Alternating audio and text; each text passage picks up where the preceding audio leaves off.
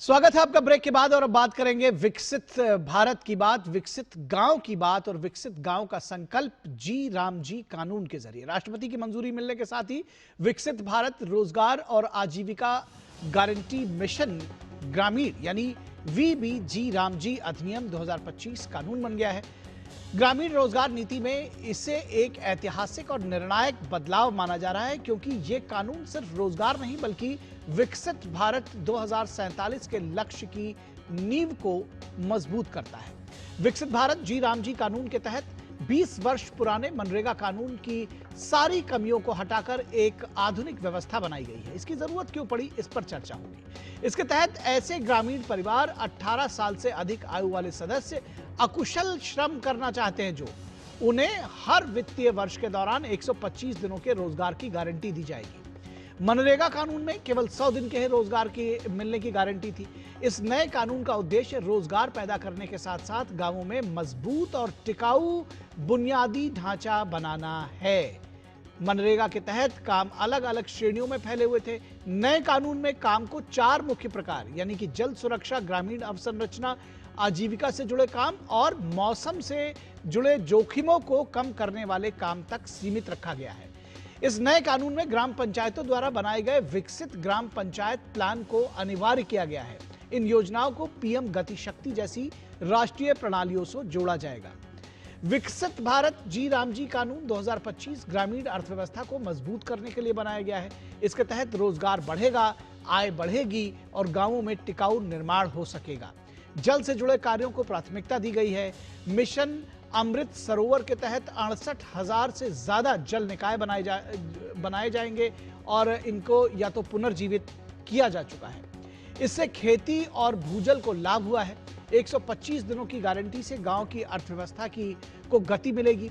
अधिक ग्रामीण अवसरों और टिकाऊ निर्माण में से पलायन का जो संकट है, जो गांवों से पलायन होता था, उसमें कमी आएगी। डिजिटल उपस्थिति यानी डिजिटल जो अटेंडेंस है, जो मार्क होगा, डिजिटल भुगतान और डेटा आधारित योजना इस व्यवस्था को और अधिक प्रभावी बनाएगी और इससे फर्जीवाड़ा, जो लीकेज जिसकी बात हो रही है, भ्रष्टाचार, वो रुकेगा।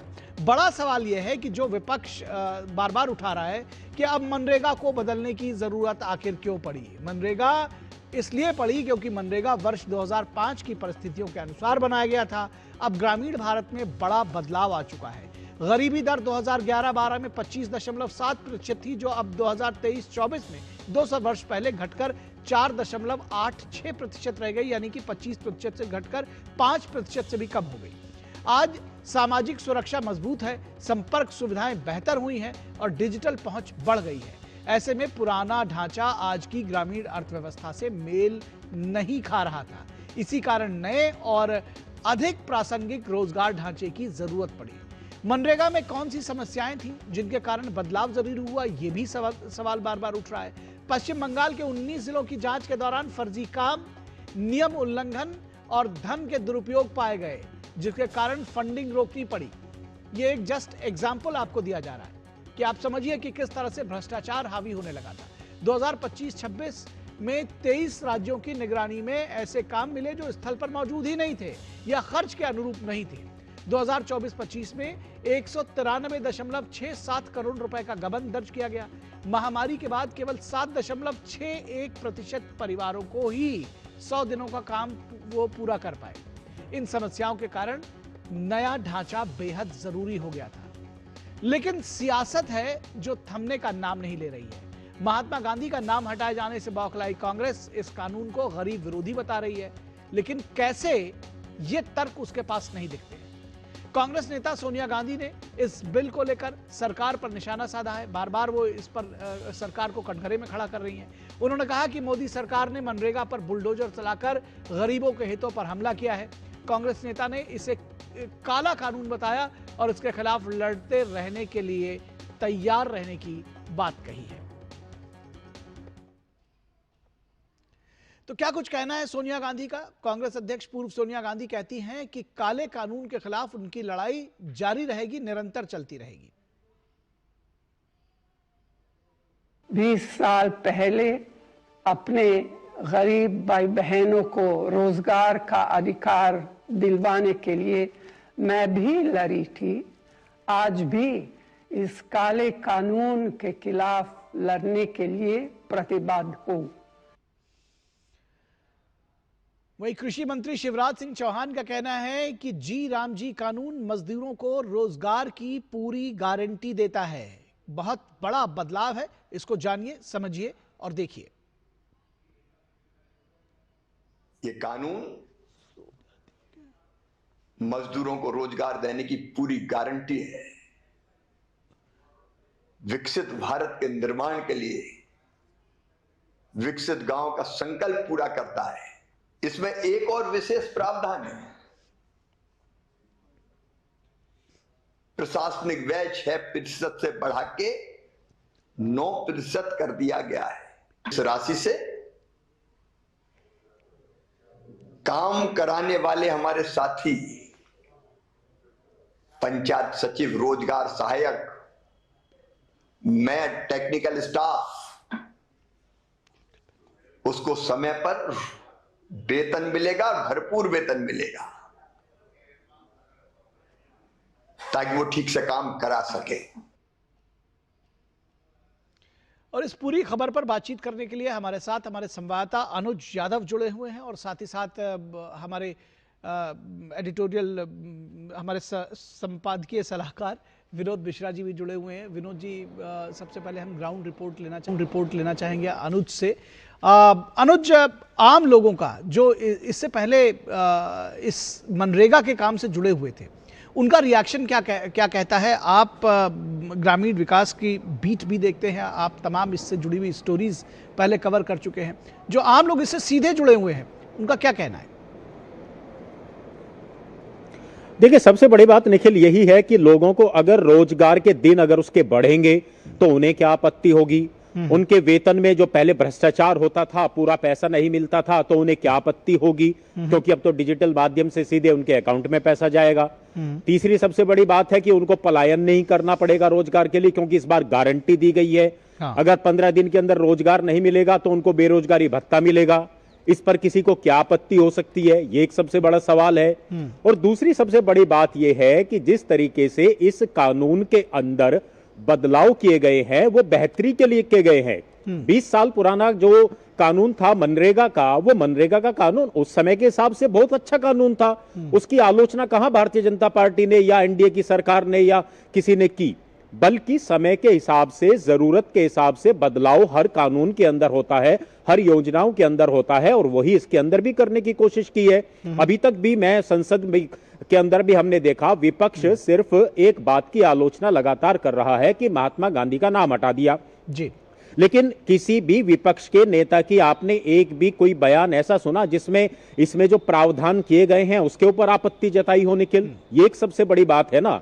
125 दिन का रोजगार मिलेगा, 100 दिन से ज्यादा, अब 25 दिन का ज्यादा, 60 दिन का आपने एक कैप भी लगा दिया कि जिस समय कटाई और बुआई का समय होगा मजदूरों को सरकारी योजनाओं में काम नहीं दिया जाएगा, क्योंकि किसानों को उस समय सबसे ज्यादा श्रमिकों की होती है, तो किसान का भी काम चलेगा। तो आप ये देखिए कि इस कानून की सबसे बड़ी खूबसूरती यही है कि पहले किसान को समस्या श्रमिकों की थी, श्रमिकों की काम की समस्या थी। अब तो दोनों का ऐसा तालमेल बैठा दिया गया, ना तो श्रमिक को अपना घर गांव छोड़ के जाना है और ना किसानों को श्रमिकों की तलाश दूसरे राज्यों से करनी होगी। और रोजगार की गारंटी है, और सिर्फ रोजगार की गारंटी नहीं, उनकी आजीविका की गारंटी, कम से कम उनकी जो बुनियादी जरूरतें हैं, शिक्षा और स्वास्थ्य, वो पूरी हो सके, और इतना पैसा कम से कम उनको मिले कि अपना वो जो एक आजीवन है उसको ठीक तरीके से चला सके। ये एक सबसे बड़ा क्रांतिकारी बदलाव इसके अंदर आया है। और अपनी बात को मैं खत्म करते हुए बताऊं कि पहले तो मनरेगा के अंदर भ्रष्टाचार इतना था कि जो संपन्न किसान हैं, संपन्न लोग हैं, वो उसके लाभार्थी बन जाते थे, उन्हें पैसा मिलता था, जरूरतमंद लोग फिर भी पलायन करते थे। तो ऐसा अब तो इस कानून के माध्यम से नहीं होगा। जी बिल्कुल। विनोद जी, आपसे समझना चाहेंगे कि दरअसल ये पूरी सियासत है और कांग्रेस खुलेआम कह रही कि भाई ये गरीब विरोधी है। कैसे वो ये बात नहीं बता पा रहे, जैसे कि अभी अनुज ने कहा कि भाई कैसे गरीब विरोधी है, ये बताने को तैयार नहीं है। ये समझना चाहेंगे कि दर्द दरअसल कांग्रेस को या विपक्ष को कहाँ सबसे ज्यादा है, नाम बदलने पर, या योजना इतनी अच्छी है कि उनको लगता है कि बीजेपी जनता के बीच में स्कोर करेगी? लेकिन इसको लगातार अगर आप देखें कि कांग्रेस पार्टी ने इसको किस तरह से एक अपना सबसे बड़ा सियासी एक आप कह सकते हैं कि एक संघर्ष के रूप में अपनाया है। और मुझे लगता है कि कांग्रेस पार्टी को लगता है कि ये हमारा संघर्ष जो है ये कम से कम मनरेगा को लेके कि उनको लगता है कि हम पार्टी में एक नई जान फूंक सकते हैं।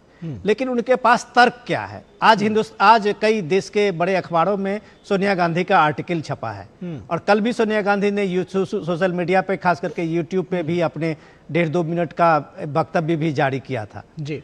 अब सवाल है कि सोनिया गांधी की पीड़ा जो है, जिस बात को उठा रहे हैं कि मनरेगा एक कैसे एक रिवॉल्यूशनरी एक यूपीए सरकार की एक योजना थी जो कैसे ग्रामीण भारत को चेंज किया था और कैसे एक टूल्स दिया था उसमें गरीब और छोटे मध्यम वर्ग के किसानों को और मजदूरों को जो सशक्त हुआ था। मैं इस बात से इनकार नहीं करता हूं कि मनरेगा का एक बड़ा रोल रहा था ग्रामीण भारत में, लेकिन क्या जो मिट्टी खोदते खोदते 20 साल के मनरेगा के मजदूर का, क्या वही 20 साल पुराना बिहार के मजदूर, पश्चिम बंगाल के, उड़ीसा के मजदूर हैं, वो कितने मिट्टी खोदे?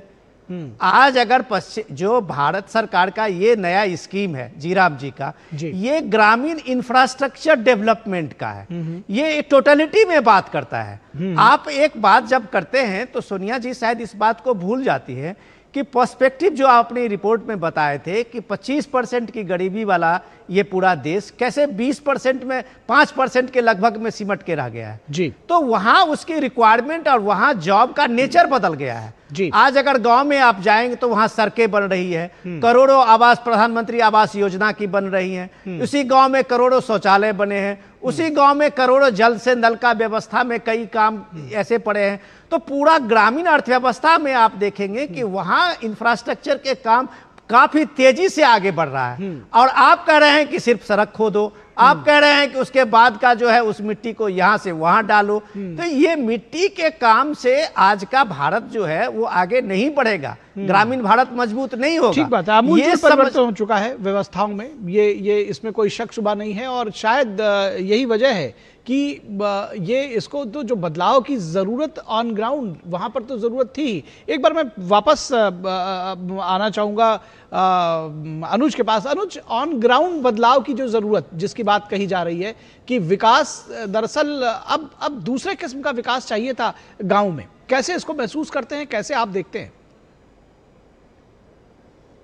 देखिए, अब तो आप निखिल गांवों के अंदर जाएंगे तो आपको वो पुराने गांव तो अब नहीं दिखाई देंगे 2 दशक पहले। अब तो गांव के अंदर आप जाएंगे, बढ़िया सड़कें दिखाई देती हैं, बढ़िया तालाब दिखाई देते हैं और सारी बात तो छोड़िए, शहरों की तरह बड़ी बड़ी पानी की टंकियां दिखाई देती हैं। तो गांवों का रूप स्वरूप दोनों बदले हैं। और सबसे बड़ी बात है कि इस कानून के माध्यम से एक जो सबसे बड़ा काम मोदी सरकार ने किया है वो क्या है, इसको समझने की जरूरत है। अब सबसे बड़ा काम किया है, राज्य सरकारों की भी जिम्मेदारी इसमें तय की गई है। पहले केंद्र सरकार के ऊपर आरोप लगाना तो बहुत आसान होता था कि केंद्र ने पैसा नहीं दिया, केंद्र ने उस राज्य को दिया, हमें नहीं दिया। अरे केंद्र तो सभी को पैसा देता था लेकिन उसका उपयोग नहीं होता था, राज्य सरकारों के खाते में वो पैसा पड़ा रहता था।